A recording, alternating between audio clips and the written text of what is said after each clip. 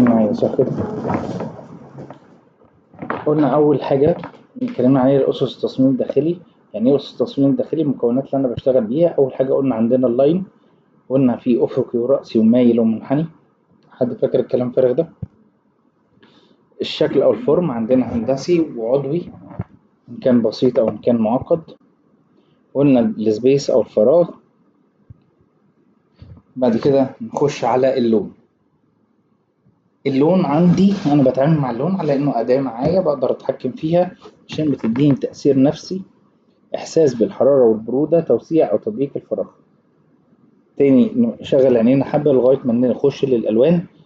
إيه أكتر حاجة هنا واسعة؟ هما كل دول لنفس الأوضة بس باختيار اختلاف الألوان. إيه أكتر حاجة واسعة؟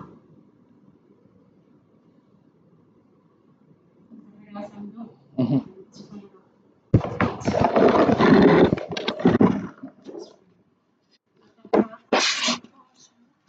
نعمل حركة تانية ولو ممكن نشغل الشاشة. أنهي واحدة؟ الرقم دي أوسع واحدة.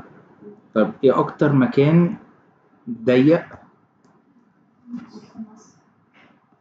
طيب إيه أكتر مكان أنتوا مرتاحين له شكلا؟ إنكم مرتاحين له؟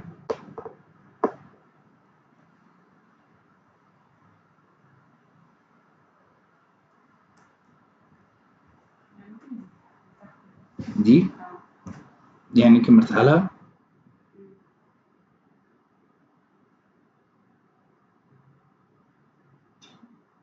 يعني إنك مرتاحة ليه؟ ما فيهاش صح وغلط. مش عارفة يعني كشخص ممكن واحدة عشان عندي مشكلة مع اللون ده أصلا. مشكلة مع اللون نفسه. فلو كرأيي الشخصي يبقى يبقى مينفعش لون خالص وأنا ما حطيتها فيهاش لون لون تاني. فدي أنت مرتاحة لها أكتر. طيب إيه أكتر واحدة تخافوا تقعدوا فيها؟ برضو؟ نتكلم عن الألوان كمان شوية بس خلينا ناخد بقى إيه أكتر صورة مبهجة أو أكتر لون مبهج في دول.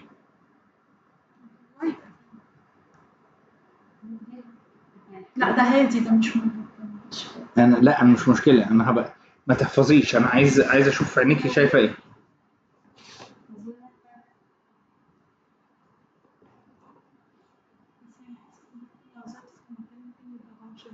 يعني هو لون حلو ومبهج بس يعني يبقى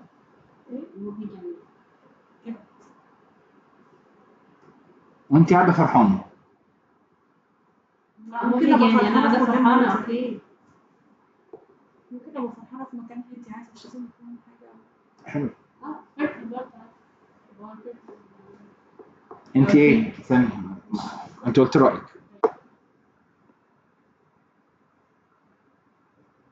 يعني لو حاجة من دول ممكن الوايت أو البينك عشان هادين شوية، مع إن البلو والبيربل برضه حلوين بس ما يبقوش المكان كله بيهم، يعني هما يبقوا طب حلوين بس. هسأل سؤال بطريقة ثانية.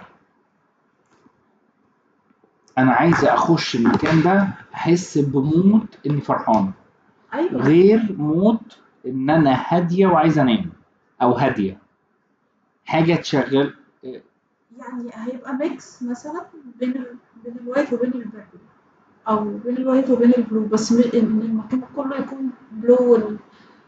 وشايفة كمان إن حتى العفش وكده برضه بلو حاسة هيبقى صعب، مع إن أنا أصلا بحب الأزرق جدا يعني بحبه عادي. لا ماليش دعوة ماليش دعوة بحبك الشخصي. أيوة بس أنا حاسة دلوقتي المكان برضه لو كله أزرق هيبقى. طيب المكان اللي ممكن تاخدي منه باور طاقة. سؤال للاثنين يعني في الحتة اللي فاتت وقفتك بس في حتة واحدة.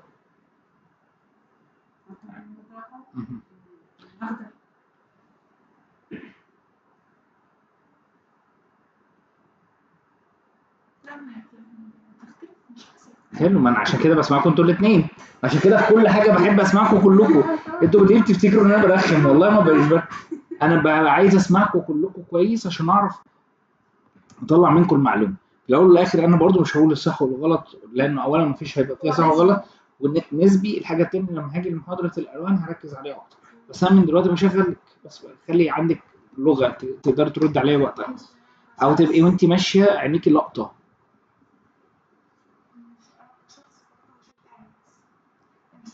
يكون هادي قوي وما يكونش. انا بتكلم بقى، انا عايز، لا انا عايز اخش حتى لو انا مكان. عايزه بهدى، يعني حتى لو انا عايزه بهدى مش لو عايزاها بهدى في الوان جامده قوي. طيب ممكن اكون المشكله موجوده سعيده عادي في مكان هادي. ايه المكان اللي ممكن اتجنن فيه؟ يعني ممكن لو اللون ده فضل بالشكل ده انا خلاص هيجي لي جنون. الاحمر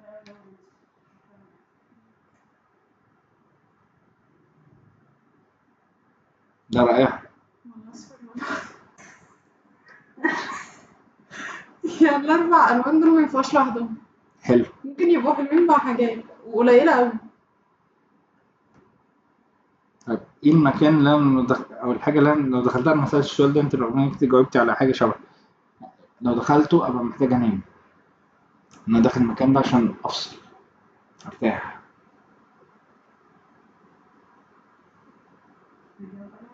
انتوا الاثنين. انت هتقولي بس في الاجابه خلاص بقى.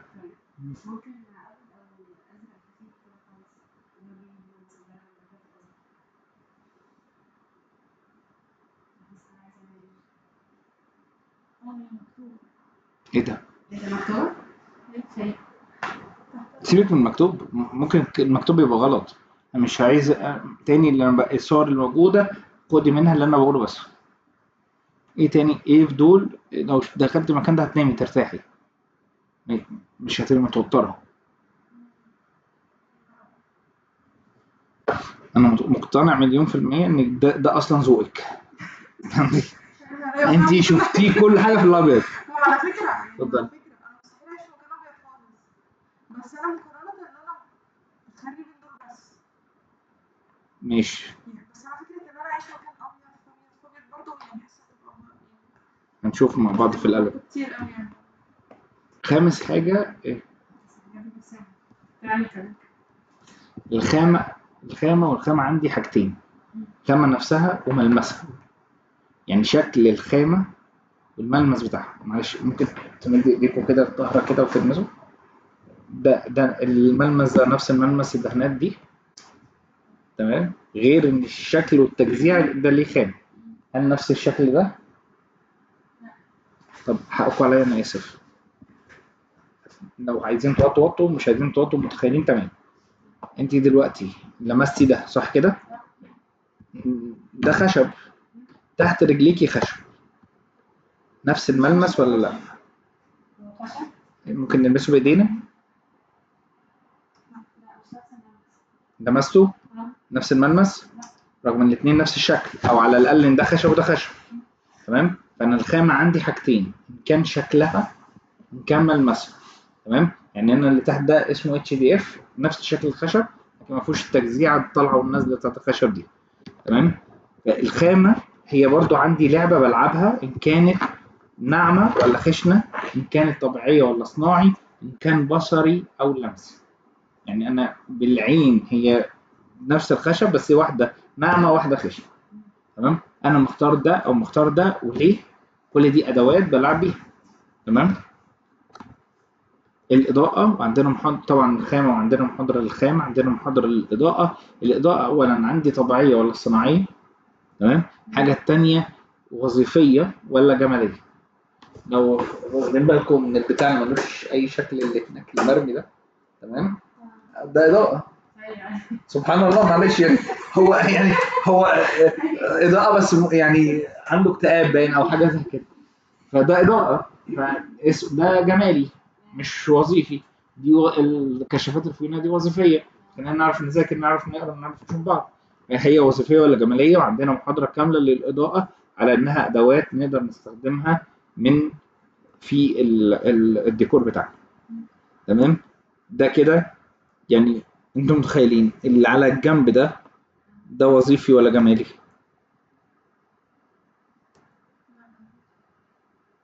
ليه مش وظيفي؟ برافو عليك، تمام. كمان الإضاءة ليها درجات حرارة مختلفة. معنى درجة حرارة معناها درجة إضاءة، درجة لون مختلفة بتغير لون الحيطة. بناء عليه إن أنا لازم أكون مختارها صح، وده هنبينه أكتر في المحاضرة بتاعة الإضاءة. الستة اللي فاتوا دول كل حاجة تقريبا احنا شرحناها أو هنشرحها. يتبقى عندنا حاجة اسمها الحجم والنسبة أو ما يسمى سكيل أو البروبورشن. يعني الكلام الفارغ ده معناه علاقة العناصر ببعضها وعلاقة العنصر نفسه بالإنسان. مش فاهمين أي حاجة من الكلام الفارغ اللي أنت بتقوله. هفترض دلوقتي معاكم كده إنه في عندي نجفة. النجفة دي حلوة قوي، شكلها شيك، كمان علاقتها بالمكان نفسه شيك، تمام، باللي جنبها وباللي ظهرها. بس لو أنا بمقاسات صغيرة كده، من هنا لهنا حوالي 45 سنتي، تمام، هنا تقريبا 90، 45 و90 كام؟ 135 سنتي. الإنسان ارتفاعه، هنتكلم عن الكلام ده كله بتفاصيله، ارتفاع الإنسان حوالي 2 متر، تمام، أو 2 متر و10، ده الارتفاع السماحية اللي فوق رأس الإنسان كمان. هو معانا 180 باستثناء أنتوا كبنانين بيبقوا 160، الولد بيبقى 180، بسيب فوقيه حوالي 20 سنتي فراغ أو هو، تمام. فأنا دي حوالي 135 سنتي من الأرض. متخيلين إحنا هنتعامل معاها إزاي؟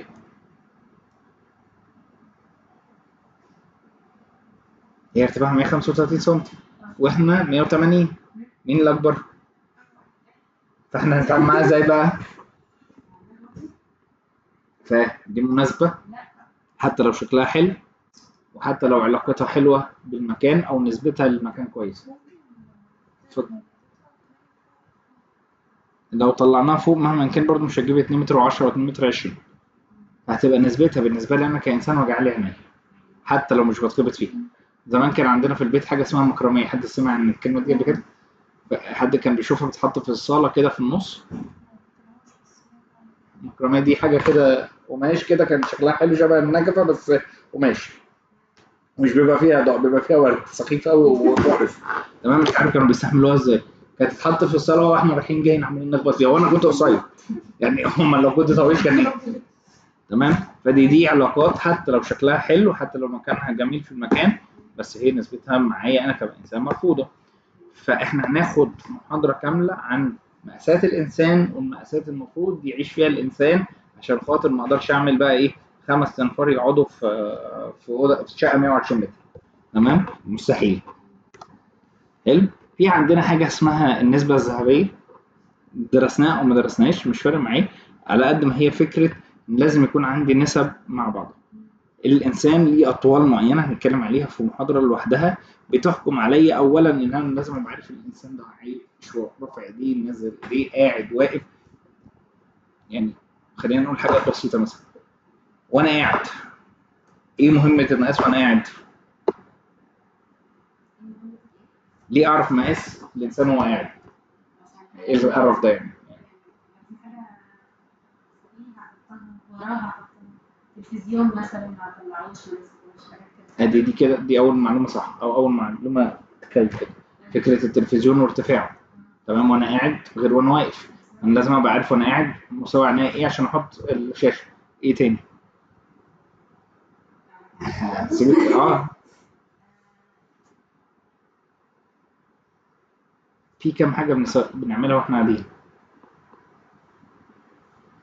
ترابيزة مثلا نشتغل على ترابيزة، ناكل على طب ترابيزة. انت ثاني قول ايه؟ قلت ايه؟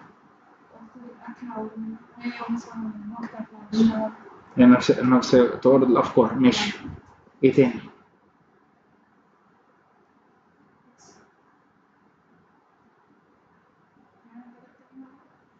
الاساسي بتاعي انتوا قلتوا الترابيزه، بس انا مش بقعد على الترابيزه، انا بذاكر على الترابيزه، ماشي. ايه اللي بقعد عليه بقى؟ تمام، ده اللي مقاس. في ايه تاني بيستخدمه وانا قاعد؟ ماشي. حاجه تاني؟ شكرا هنخش اخواتها. التويليت، لازم ابقى عارف ارتفاعي وانا قاعد قد ايه. لو عملنا حاجه عاليه او حاجه منخفضه تبقى مشكله، تمام. ما هي ثابته، دي جت منين يا ثابت؟ لا في التشطيبات مثلا هاجي اقول لك انا عايز ارفع القاعده دي لسبب ما، هتقبلي ولا مش هتقبلي؟ كعميل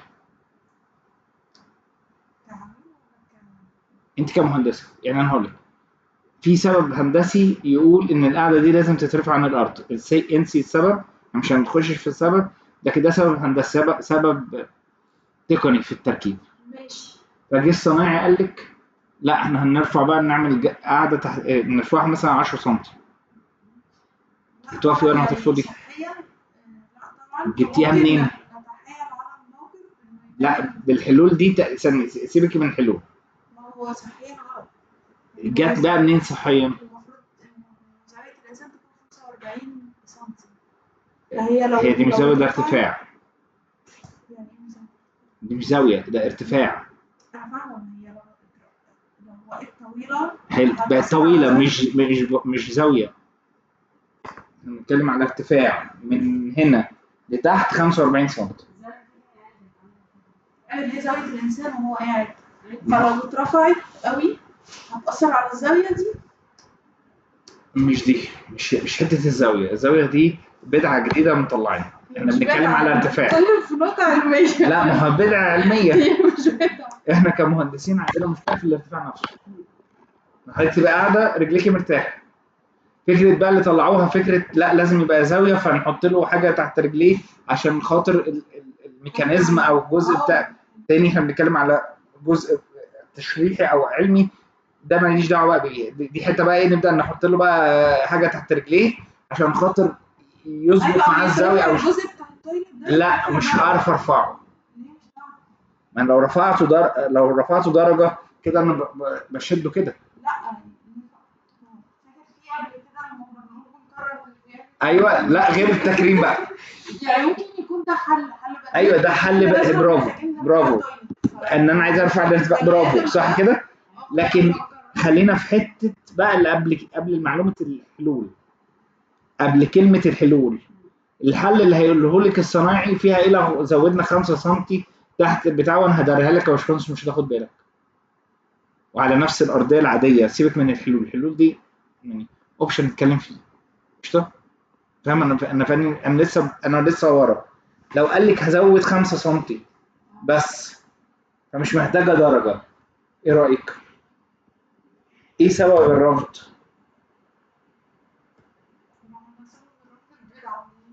لا مش الزاويه، الارتفاع، ان الارتفاع يفضل 45 ما يزيدش ولا يقل عن كده.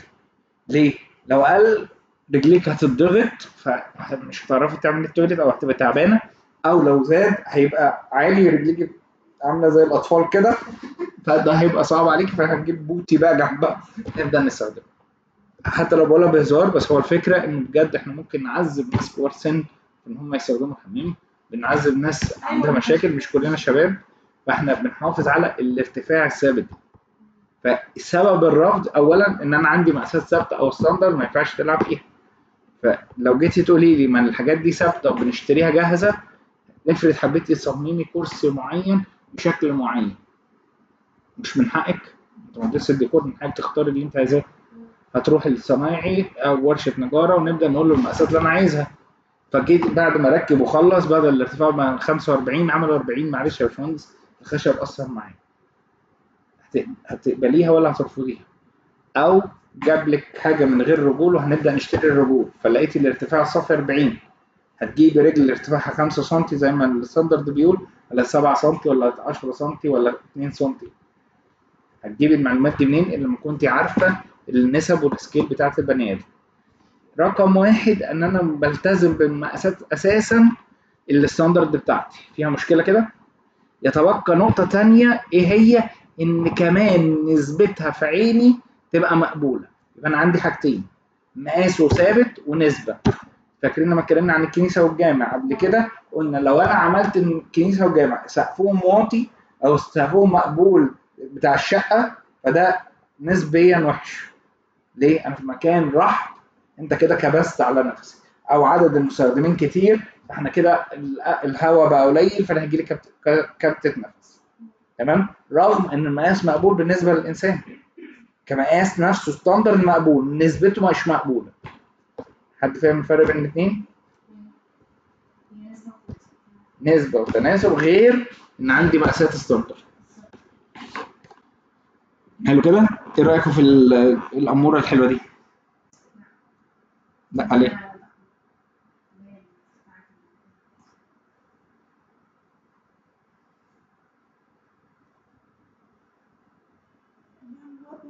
شوية بس أنا حاسة إن هي بشكل عام مناسبة للمكان. ليه مش مناسبة للمكان؟ لا، مناسبة بشكل عام مناسبة للمكان بس الورق مناسبة؟ ممكن يقل شوية. ايه اللي ممكن يقل؟ الورق. طيب تعالوا نتخيل دي في الشقة اللي حضرتك جايبها 120 متر. لا مش هتبقى مناسبة طبعا بس هنا زي أكيد مش الشقة من 120. دي حضرتك في شقة قد ايه؟ 135 متر؟ 140. برافو.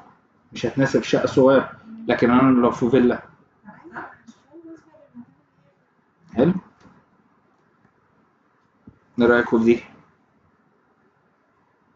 ايه رأيكم من ناحية ايه؟ من ناحية الشقة الصغنطوطة بتاعتك. لا الكراسي كبيرة يعني هي مش هتاخد شخص واحد وحجم كبير. بس ده الكراسي اللي لفتت نظر. والمرايات كبيرة يعني لا صعبة أوي. عندها زحمة كده لو في مكان صغير. تمام. وأنا أعتقد حتى لو في مكان كبير أيوه. لا يعني في قصر محمد علي الملك فاروق مش عارف ايه محمد هلاقي. علي الملك فاروق دي أماكن أثرية بس لو لا أنا يعني أعمل decoration يا مكان كده. ليهم هم. الملك فاروق النهارده ابن الملك فاروق اللي اسمه احمد فؤاد ده. احمد فؤاد التاني ده أثري. ايه؟ لا هيعمل بيته. ماشي حتى لو هيعمل بيته أنا بتكلم ما دام مش مكان أثري لو هيعمل بيته عادي فممكن يدخل المراية اللي في النص أو الاتنين يبقوا قدام. إنما التلاتة مع بعض كتير أوي. مش لاقيين مع بعض. حاجة بحثية. يعني لو مكان أثري ماشي دي حاجة تانية يعني. احنا مش مكان اثري، مكان ستايله كلاسيك. حتى لو ستايله كلاسيك ممكن يكون حاجات ستايلها كلاسيك بس مش كتير. لا في الستايل الكلاسيك هحترم الكلاسيك بس لما نوصل. ايه رايكم في التابوت الفرعوني ده؟ تمام. انتوا شايفين دول حاجتين عشان ساعات مش بنشوف ده حوض وده خلاط، الاثنين تمام وبيتباعوا بس نسبتهم مع بعض مش دول. ده اللي بيركب مع ده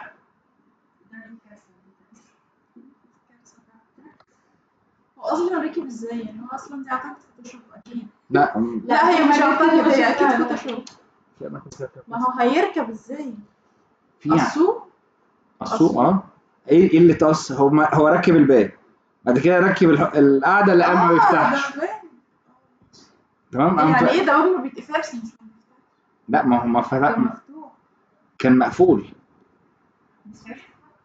المهم ايا كان، المهم انه قطعه عشان خاطر ايه. تمام. ودي حلول الصناعيه بالمناسبه. هو اسس الباب نفسه مش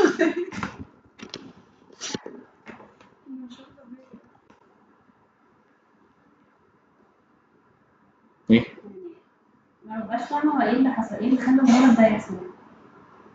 يعني مش مستوعبة ان ممكن حد يعمل كده. هو ايه الغلط؟ لدرجة ان انا طالعة لقيت حيطة وفي سلم مكمل من عند الحيطة يعني. ليه ما في حته تعدي منها؟ برافو عليك. معموله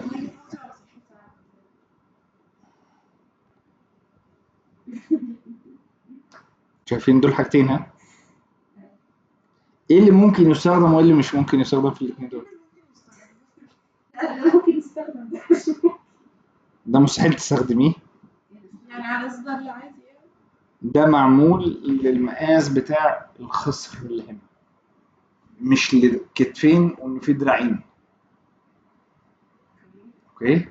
فده مش مستحيل تخش، وبعدين انت هتخش بظهرك كانك بتركني عربيه. ده بقى هيتقعد عليه ازاي؟ برضه مستحيل. يبقى الاتنين مش هينفع. حلو كده. ايه النسبه والتناسب اللي هنا؟ هل ده مقصود ولا مش مقصود؟ انا قلت الكلام ده المره اللي فاتت. دي مقصود. فين حجم الانسان؟ شايفينه صح كده؟ تمام. المقصود ان هي تبقى عالية. ليه؟ هي بالشكل المرعب ده ليه؟ تحقير. تحقير في المكان ده اقل من السلطه اللي هنا. تمام. بعد كده مبادئ التصميم الداخلي اللي احنا قلنا اللي فات ده اسمه اسس. يعني ايه اسس؟ ادوات استخدمها ازاي؟ استخدمها بالمبادئ دي بالراحه كده وبهدوء وايه عشان نبقى فاهمين ده، لان ده اساس شغلنا كله. اول معلومه عندي اسمها البالانس او الاتزان. يعني ايه بالانس او اتزان؟ من الاخر عينين حضرتك هتبقى مزينه، توزن يمين قد شمال، تمام، على حاجه اسمها محور. حد فاكر يعني معلش الجد اللي زي حالاتي شافه، مش عارف انتوا شفتوها ولا لا، الموازين بتاع زمان اللي هي كفتين. الكفتين دي كان في النص كده في بتاع كده بتروح يمين وشمال. السؤال الاولاني هساله هو فين المؤشر اللي في النص؟ الحاجه الثانيه المؤشر ده في نص عيني، كفه اليمين قد الشمال، ولا في حاجه عامله كده او في حاجه عامله كده؟ تمام. المنظر العظيم اللي قدام حضراتكم ده الشكل ده اولا موزون ولا مش موزون؟ لو قلت لي موزون، فين المكان اللي في النص ده اللي بنسميه محور او الاكس الوزن عليه، وفين الكفه اليمين والشمال اللي قد بعض؟ مش عارف. انت بتقول عينيكي شايفه ايه؟ حلو.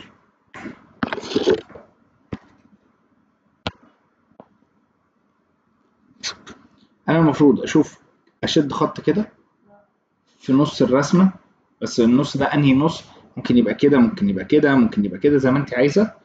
وفي الشكل اللي على ايدينا اليمين قد الشكل اللي على ايدينا الشمال، او بمعنى ادق اللي على عينينا اليمين قد العينين الشمال. انا بشغل عينين مش بشغل حاجه تاني. الشكل ده اولا موزون ولا مش موزون؟ ما تاخدنيش على قد عقلي وتقول لي انا ممكن الصوره ما تبقاش موزونه اصلا. فموزونه ولا مش موزونه؟ فين بقى الاكس او المحور؟ اني نص كده. هرسم اللي انت بتقوليه كده صح؟ فين يمين قد شمال؟ بس دي تحت ودي فوق. فانا لو مش بصيت فاهمة عشان كده في الأول. مفيش مشكله، ما لازم اطلع لك المعلومه الغلط عشان اوريك المعلومه الصح. ما أنا مش فاهمة يعني على أساس الألوان يعني ولا على أساس كل الكمية حاجه ولا كله ماشي ألوان. يبقى مش موزون، يبقى الشكل مش موزون. معايا ولا معترض؟ ايه رايك؟ انا لما اثرت عليا فقسمت كده قلت ان ده ميرور وده افتكرت يعني انت بتفتي دلوقتي فاتيه حلو او فاتيه معينه. تعالي نشوف بقى فين بقى الرغي بتاعك ده. انهي واحد كده؟ جينا على مين؟ يا ستي دي عامل في النص عادي. حلو. قلت ان هو كأن في مراية ده زي ده عكستهم انعكاس. شفت الكلام فارغ ده؟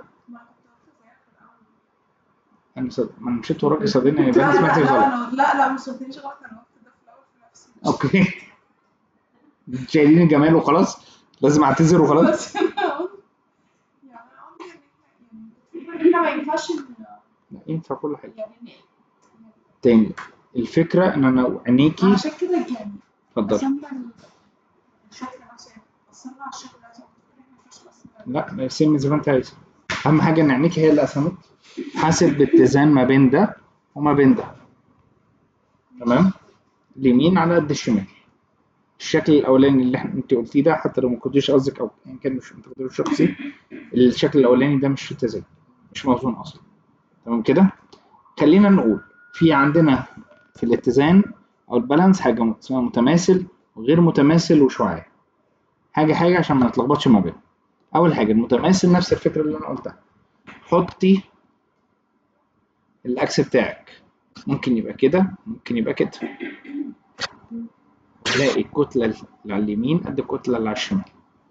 ده كده سيمتريك يعني متماثل.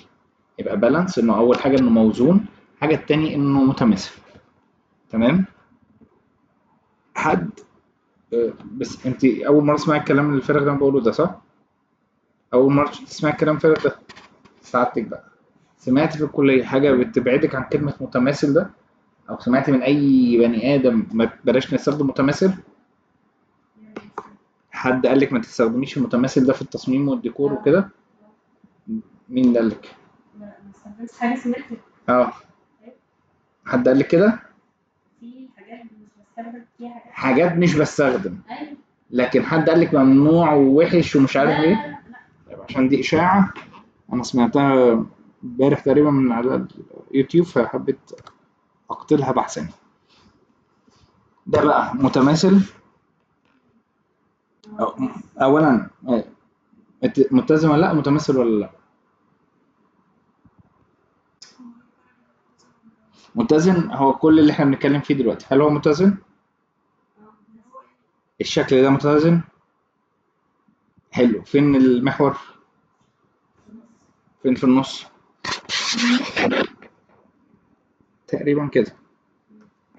هي دي ملوحة شوية يمين، مش للدرجة دي. تمام؟ خط انا الملوح مش دي اللي بعيدة شوية داخلة شمال؟ ماشي. يمين قد شمال بالظبط ولا في حاجة مختلفة؟ تمام. هنا بوفيه هنا بوفيه، نص البتاع دي نص البتاع دي نص البتاع دي نص البتاع دي، هنا كرسي هنا كرسي، هنا شباك هنا شباك. تمام. وزنه عيني اهم حاجة، انا بتكلم على عيني مش عقلي. خلي عينيكي الاول حكمت انه متزن ومتماثل. هنا المحور فين؟ كده.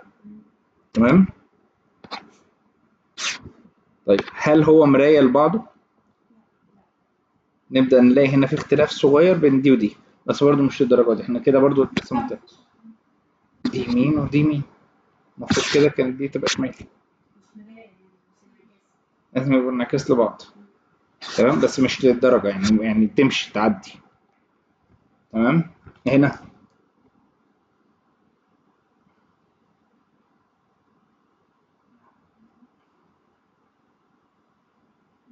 بس مش قوي. يعني انا لو حطيت المحور بتاعي كده، طبعا انا كده تقريبا. تمام. ايه اللي عندك فيه مشكلة؟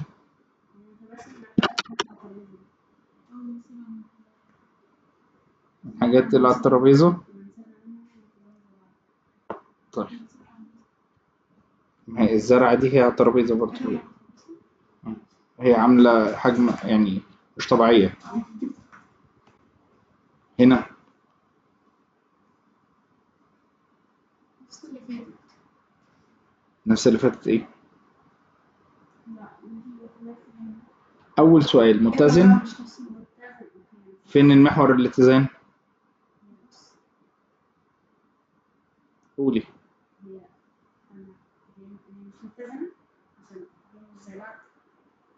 لا ما نرجع بقى للسؤال الأولاني، متزنة ولا مش متزنة؟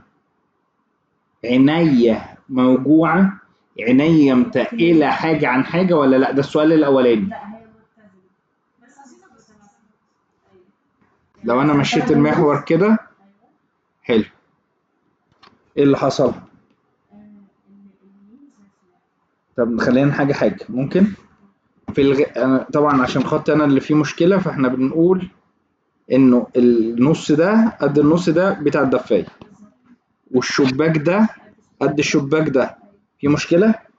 طيب أنا جيت هنا لقيت هنا كنبة على بعضها، هنا لقيت مكانها كرسيين يقضوا نفس الغرض، في عينيا الاتنين قد بعض، بس ده كرسيين ودي كنبة، بس عينيا مش موجوعة.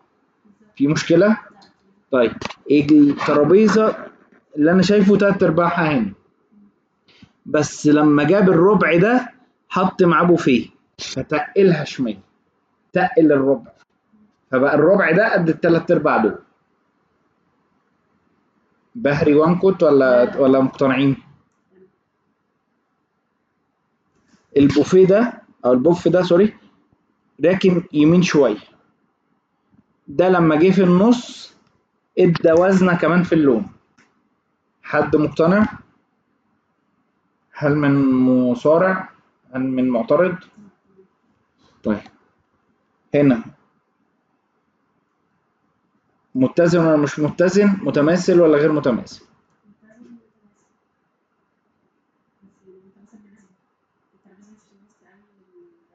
تعال فين فين المحور ده تقريبا اهو. تمام. حاجة بقى، ده متزن. حد عينيه وجعاه؟ رافضه اللي انت شايفاه؟ طيب احنا مقتنعين ان ده انه متزن. طيب متماثل ولا مش متماثل؟ دي مش متماثل. ناخد من فوق لتحت عشان نلقط. نص السقف يمين زي نص السقف شمال، نص الحيطة يمين بما فيهم نص النجفة زي نص الحيطة شمال. تمام. هنبدأ بقى الكنبة. المفروض لو انا خط نضيف كان جايب نص الكنبة او تلتين، تلت هنا وتلتين هنا. تمام. الترابيزة محذوفة شمال شوية، لكن كمان الكرسي ده مش في نفس المسافة ما بين الكرسي ده. تمام. لقيت الكرسي ده قرب، فوزن الحتة اللي كانت هتنقصني من هنا. فضل لي بقى ان هنا زرعة وهنا ترابيزة بيضاء شبه بعض لكن مش زي بعض.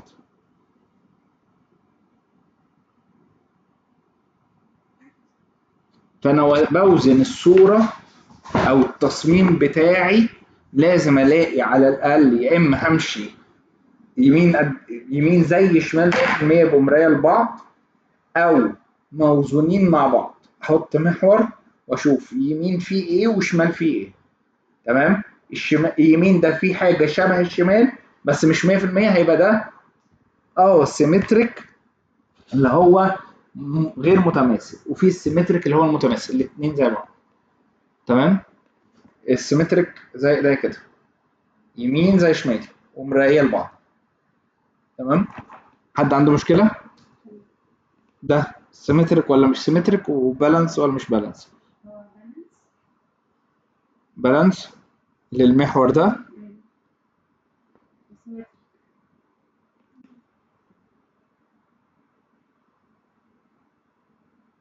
سيمتريك.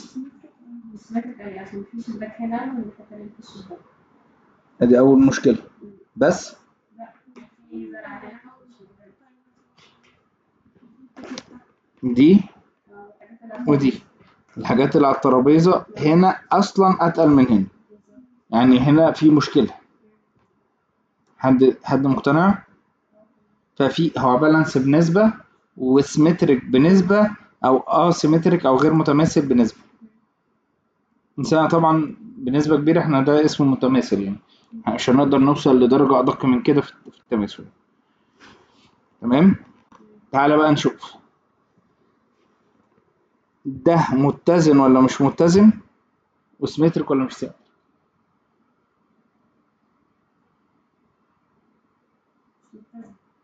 مش متزن ليه؟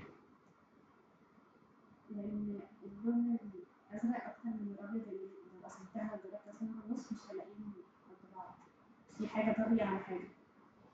قسمت منين من نص؟ قسمت كده لو نهيت جامد طب أنا لو قسمت كده مش هتيجي إيه؟ مش متزنين ولا مش متماثلين؟ مش متماثلين ومش متزنين، في حاجة طاغية على حاجة. عينيكي موجوعة؟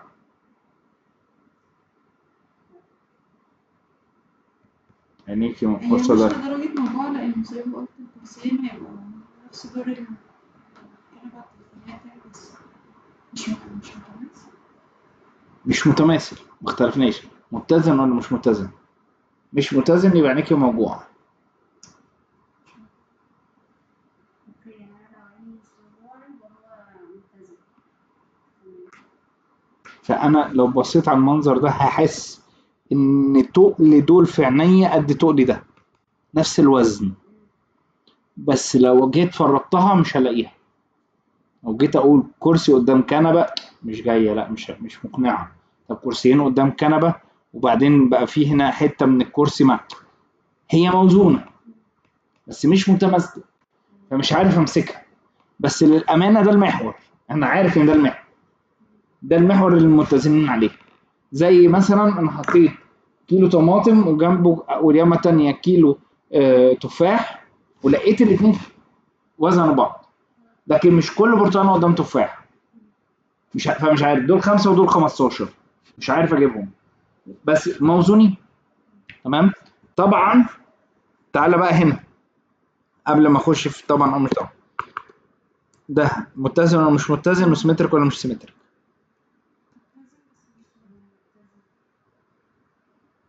في نسبة هي السيمتريك، ما اقدرش اقول عليه السيمتريك خالص بصراحة، نسبة. يعني انا انتوا كل مشكلتكم الكرسيين دول مع الكنبه دي، بالظبط. بس هو بنسبه كبيره ده سيمتريك. ليه؟ نص الكنبه، نص البتاع دي مع النص دي، مش عارف هنا في بورتريه هنا في بورتريه، هنا كنبه ترابيزه سايد تيبل مع سايد تيبل، مش عارف ايه، كل ده موجود. هي بس كل مشكله حضرتك مع ده وده، هي نسبه صغيره. تمام. طيب السؤال بقى الارخم شويه، انهي اسهل في ان انا اعمله، السيمتريك ولا الاسيمتريك، المتماثل ولا غير متماثل؟ الاسهل الاسيمتريك. هو ده اسهل عليكي؟ سيمتريك اسهل. طب ليه؟ سيمتريك اسهل عشان انا لو عملت حاجة هنا هكررها.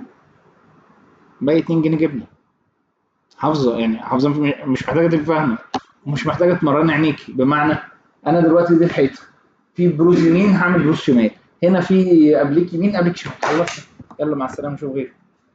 ده سيمتريك، اسهل حاجه. كل المهندسين المدني لما يحبوا يشتغلوا معماري بيقوموا عاملين نفس الحركه، حافظين مش فاهمين. تمام. الاسيمتريك ده محتاجه حضرتك بقى بتشتغلي، بس درجه اللون دي محتاجه تخف شويه عشان يبقى يمين قد شمال، لا انا احط هنا ابيض هنا اسود، عماله تمرني عينيكي على حاجات متناقضه عشان توصلي لوزن مظبوط. تمام. فده محتاج ده اسهل في فكره انا بجيب حاجات عشوائيه، ماشي، مع حاجات عشوائيه بس مش هتعرفي تظبطيها مع بعض، عكس ما يكونوا قبلكين شبه بعض 100%، وهتنزلي تشتري هم اللي قبلكين. تمام. حد عنده مشكله في الكلام ده؟ طبعا هم هنا مكتوب السيمتريك كلها سيمتريك، فرق بين الاثنين. الحد الادنى، بص احنا كده عملنا ايه، جبنا سكينه وقطعنا بورتريه يمين زي بورتريه شمال، كرسي يمين وكرسي شمال في نفس القعده، الترابيزه يمين زي الترابيزه شمال، كرسي يمين هتلاقي كرسي شمال، سايد تيبل يمين سايد تيبل شمال. تعالي بقى هنا في العظيم ده، اقسم منين البورتريهات دي؟ المفروض ان انا قسمت كده، ايه مين قال لي نص بورتريه، 3 بورتريهات مع الاثنين دول يساوي دول في الوزن البصري، في عينيكي شايفه اللي يمين قد الشمال، ما تجيش غير بالخبره او بالتجربه والغلط 100 مره عقبال ما تظبطي. تمام. هنا عندنا لمبه مع زرعه. تمام. الكرسي ده موزون ازاي مع الترابيزه دي، مع رجل الكرسي اللي ظاهره عندي دي، المفروض الكرسي ده هيبقى ظاهر، فالوزنه دي جت ازاي؟ ما جاتش غير بخبره، لكن ما جاتش بميزان بقى ويمين زي شمال. حد فاهم حاجه؟ اكيد. طب انا اخش البلاي ليست ثانيه، عايزين بريك 5 دقايق،